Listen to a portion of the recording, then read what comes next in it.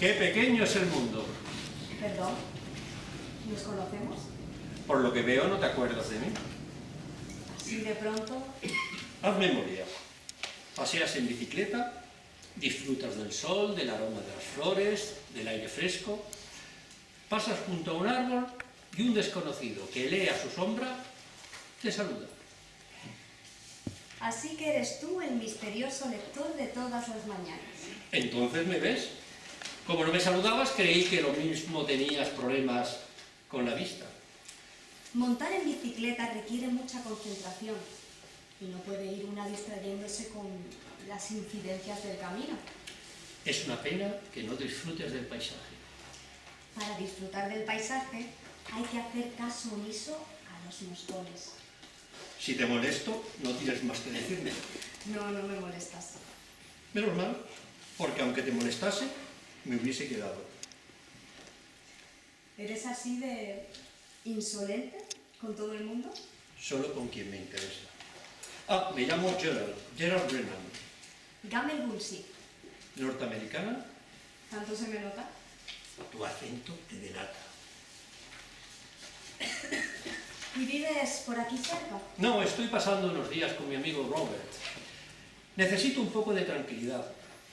Estoy escribiendo una novela y para concentrarse no hay nada como el campo. Ni tan aburrido. Me gusta el contacto con la naturaleza. El campo tiene la ventaja de que solo te da una opción, contemplarlo. Y como no te puedes pasar todas las horas muertas mirando el horizonte, tienes mucho tiempo para dedicarlo a otras cosas. ¿Y empleas tu tiempo en escribir? A partir de ahora, espero dedicarlo también a la conversación y al paseo. ¿Con tu amigo Robert? No pensaba precisamente en él. ¿Y tú? También escribo. ¿Sesudos ensayos? Versos. Poco productivo. Si solo hiciésemos aquello que es productivo, nos moriríamos de pena y de asco. ¿Vives aquí? Estoy pasando unos días con Lewin y Alice, mi mujer. Por un momento me hice la idea de que tú eras la mujer del novelista. Nos pasamos la vida haciéndonos ideas equivocadas de las personas y de las cosas. ¿Tu marido también está en la fiesta? Te lo hubiese presentado. Así que eres soltera. Más exactamente, divorciada. Eres la mujer más fascinante que he conocido. Suele ocurrir. Cuando un hombre conoce a una mujer, siempre es la más fascinante que ha conocido, hasta que se cruza con otra que supera en fascinación a la anterior. ¿Quieres ser mi mujer? Quiero que te cases conmigo. No busco marido.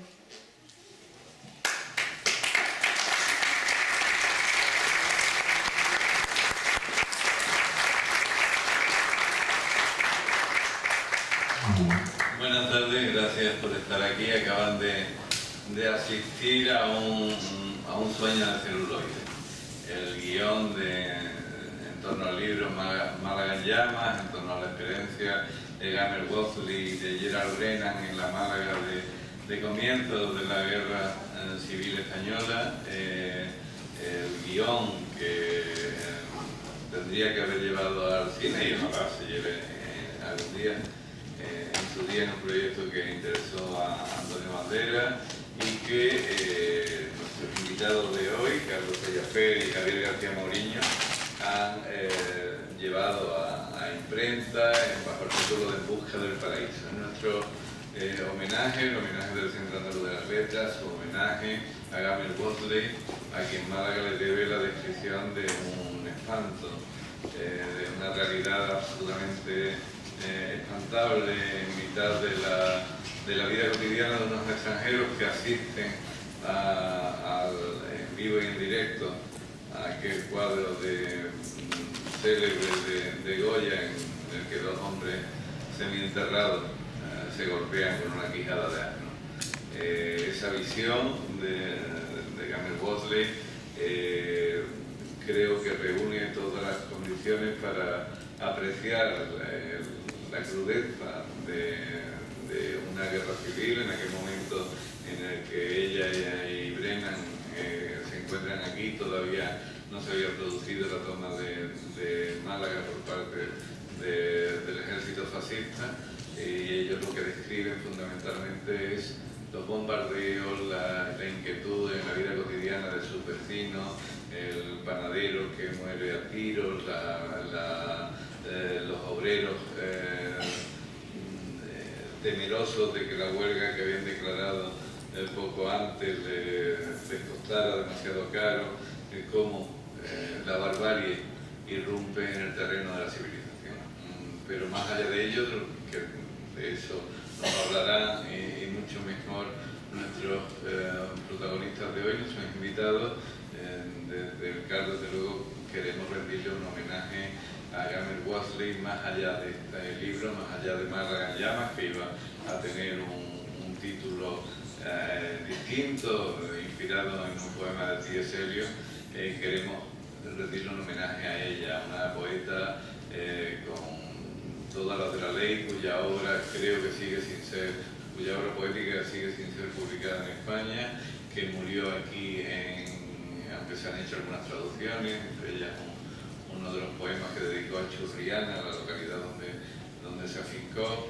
Gamer Wasley fue una escritora y actriz norteamericana que coqueteó con el cinematógrafo en sus inicios, que se encauzó hacia la poesía, no sin antes tener, como el propio Gerard Brennan, una vida sentimental un tanto ajetreada que, como hemos visto en esa secuencia, le llevaría al domicilio inglés de Lewin Powys, un escritor que se encontraba casado y con el que ella mantuvo una relación no menos tormentosa como la que Brennan tendría con Carrington.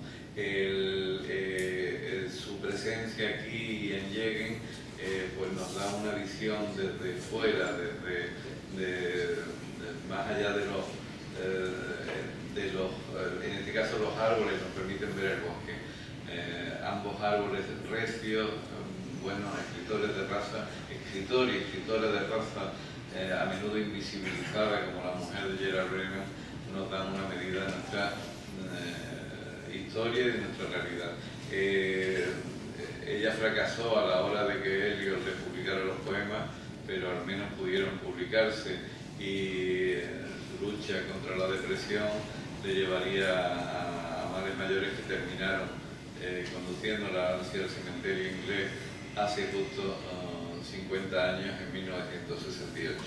Ojalá que su memoria perviva, que podamos ver publicada en español su obra poética, el conjunto de su obra poética, y que Málaga en llamas siga conociendo ediciones, porque es un libro que lo merece, como ya subrayó Rosa Regás en una de sus últimas impresiones, y ojalá que esta película pueda llevarse a efecto. Ahora el libro que nos ocupa es En busca del paraíso, y para ello tenemos aquí con nosotros a Carlos Dellefer de Haya, el cineasta, y Javier García Mauriño Musqui, con quienes les dejo. Muchas gracias.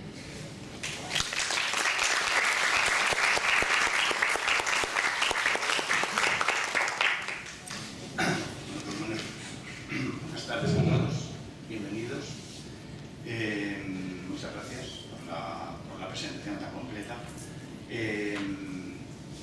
Realmente Carlos y yo tenemos una relación de amistad que ya va aproximadamente por los 46 años, o sea que ya hace tiempo, y allá cuando nuestra relación iba por los 26, más o menos, me hizo la propuesta de escribir un guión sobre concretamente Gerard Brennan.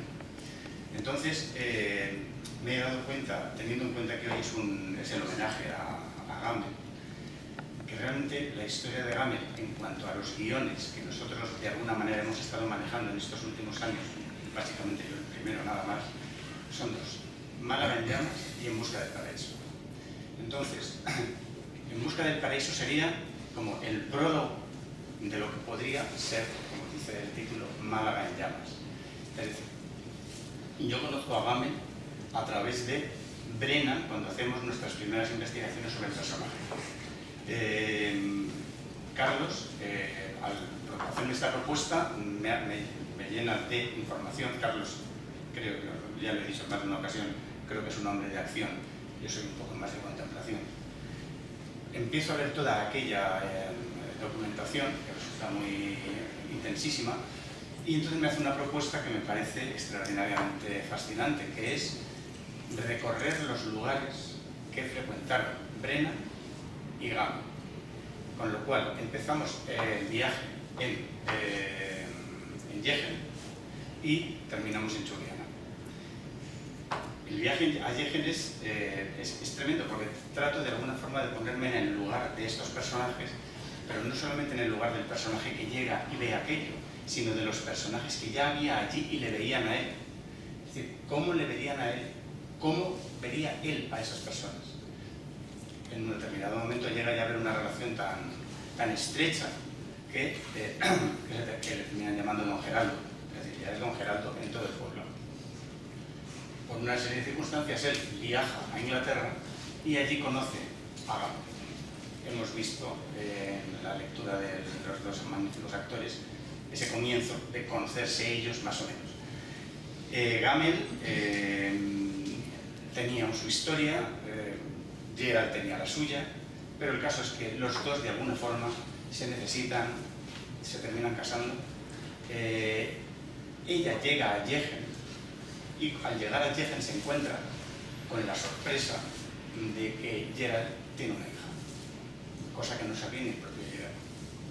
Entonces, todo esto da pie a una situación que quien lea el libro verá exactamente por dónde se va desarrollando.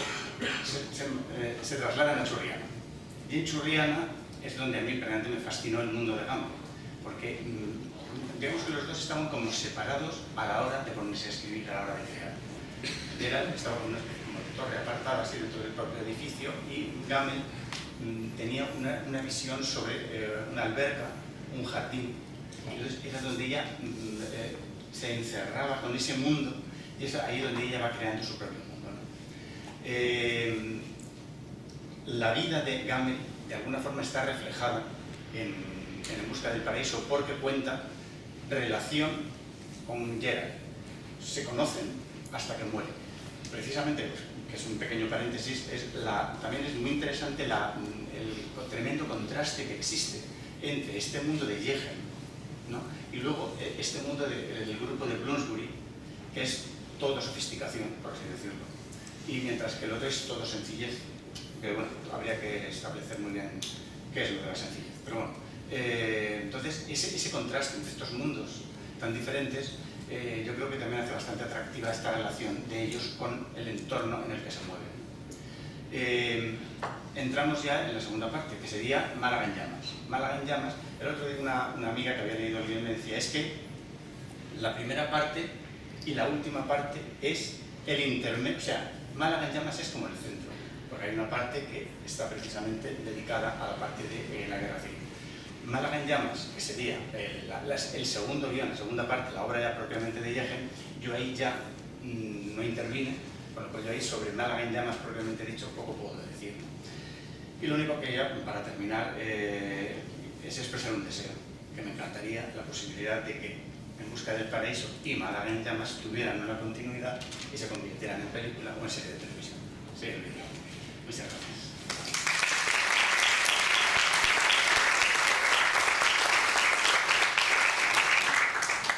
Bueno, pues para introducir un poco el tema, quizás sea oportuno contar que esta historia que acaba de contar Javier empieza en el año 1996, que era una época, hubo época de vacas gordas en la cultura también en España, no como ahora, en esa época lo era, y en el Ministerio de Cultura había unas ayudas a escritura de guiones originales. Aunque nosotros ya llevábamos bastantes años en la profesión, bueno, nos pareció bien, había 1, 2 y 3 millones de pesetas para escribir guiones originales.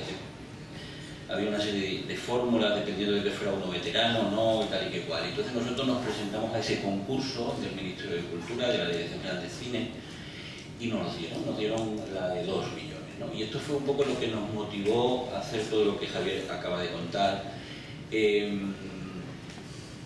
fue la primera vez. Yo lo que profesionalmente más he hecho a lo largo de mi vida ha sido trabajar de director de producción de muchas películas, en muchos títulos, y fue la primera vez en el año 96-97 cuando yo intenté generar un proyecto propiamente mío como productor y como un poco, digamos, ideólogo de ese tema, ¿no? Bueno, nos dieron esa ayuda, el guión se escribió, se entregaron en los plazos, cobramos los dineros que había en ese concurso. La idea, la filosofía, como siempre, detrás de estas cosas era muy bonita, pero que luego no llegó a la práctica, porque se supone que ese filtro de pasar a ese concurso, en este caso ganador, implicaba de alguna forma que los productores entonces, en aquel momento del cine español, bueno, se iba a hacer una difusión de estos textos que ya habían pasado un jurado, pero bueno, no fue así. A pesar de eso yo lo intenté, recurrí en ese momento a las cosas que había en Europa de cuestiones de nuestro sector, pero no lo conseguí, entonces eso se metió en un cajón. Cuando en el año 99-2000 Antonio Banderas, recién estrenada Locos en Alabama, en esta ciudad, y sale, recuerdo perfectamente, en el titular de un periódico que dice: mi próximo proyecto es Málaga en llamas, a través de una hermana mía, profesora de la UMA, y de su maestra, que era Basha Ocieblo, especialista en Gamel Woolsey. Bueno, para resumirlo, yo lo que hago es venir e intentar conseguir como fuera una entrevista con Antonio Banderas, que la consigo, que me encuentro con él, que en principio me da un determinado día, una hora. Esa entrevista se convierte en 11 horas seguidas, porque nosotros habíamos trabajado, teníamos un guión, teníamos las localizaciones, teníamos los lugares, teníamos lo que los del cine llamamos el paquete para buscar financiación para hacer la película. Banderas le fascinó, yo no era amigo de él, nos conocíamos porque éramos ambos malagueños en aquel momento, buscándonos la vida en Madrid, él como actor, yo como persona de producción. Y eso supuso que una semana después Banderas nos invitó a Basha Ocieblo, que fue nuestra asesora en toda la parte histórica, porque quizás tengo que precisar una cosa, Javier, y es que el guión nuestro es un guión original, es decir, nosotros lo que hemos hecho es irnos a las fuentes. Llegamos a conocer, como ha dicho él, a gente que conoció a Brennan, tanto en Yegen, como conocimos, por ejemplo, pues al guitarrista que montaba las fiestas flamencas de Brennan en Yegen, o conocimos al jardinero y a la mujer que se trajeron de Yegen y que vivían, eran ya muy mayores, pero que vivían en la casita de al lado de Churriana, de la casa de ellos. Y entonces tuvimos una cena con Basha Ocieblo y otra serie de personas, y con Melanie Griffin, porque en aquel momento el proyecto de Banderas era comprar los derechos del libro Málaga en llamas, que él había leído en la edición americana, en la de Málaga Barney. Si a alguien le interesa, luego explico, porque es un tema un poquito complicado, aunque lo puedo explicar brevemente. Claro, no había, por un lado, nosotros teníamos un trabajo hecho, y por otro lado, nadie mejor que Bárbara Ocieblo, porque era la persona que más conocía de Gamel. Cuando Bárbara Ocieblo empieza a escribir una biografía sobre Gamel, esto lo cuento en el libro, en la introducción, en el momento que ella muere en el año 68 hay 3 enormes baúles que Gerald Brennan vende a la Universidad de Austin en Texas, y eso viaja por barco a Estados Unidos, y todas sus cosas personales vende, repito, vende, y eso se custodia en la Universidad de Austin. Brennan, supongo que sabéis, las personas, para el que no lo sepa, ya hay una como tercera parte de Brennan, que esa no la tocamos para nada en este guión, que es, digamos, ya su vida en Alaurín el Grande, cuando vende la casa de Churriana y se va a Alaurín. Y cuando esta profesora de la Universidad de Málaga llega a Austin y abre los baúles, los desprecinta ella. Es decir, todas esas cartas, manuscritos y cosas personales de Gamel, la primera vez que se abren, la primera persona que los descubre, que los lee, que los ve, que los toca, es Bárbara Ocieblo. Estoy hablando del año 2002-2003. Es decir, que desde el año 68-69 que viajan allí hasta el año 2002-2003, eso se custodia en la Universidad de Austin, pero nadie se ha interesado por el personaje y es el inicio de Basha Cielo. Nosotros tuvimos indudablemente una información privilegiada porque nuestro contacto con ella era absolutamente continuo, ¿no? Y de hecho, aunque en el guión los personajes son personajes reales, personajes que existieron, pero obviamente están ficcionados y desde luego el diálogo es una invención nuestra. Entonces, bueno, por circunstancias que ya luego, si os interesa, el Málaga en Llamas al final no se pudo hacer, hubo un lío con el tema de los derechos, pero que está súper aclarado, lo cuento aquí también en la introducción del libro. El tema es que por una serie de razones a Antonio Soler le dieron el premio Nadal, sabéis que se entrega el día 6 o el día 7 de enero.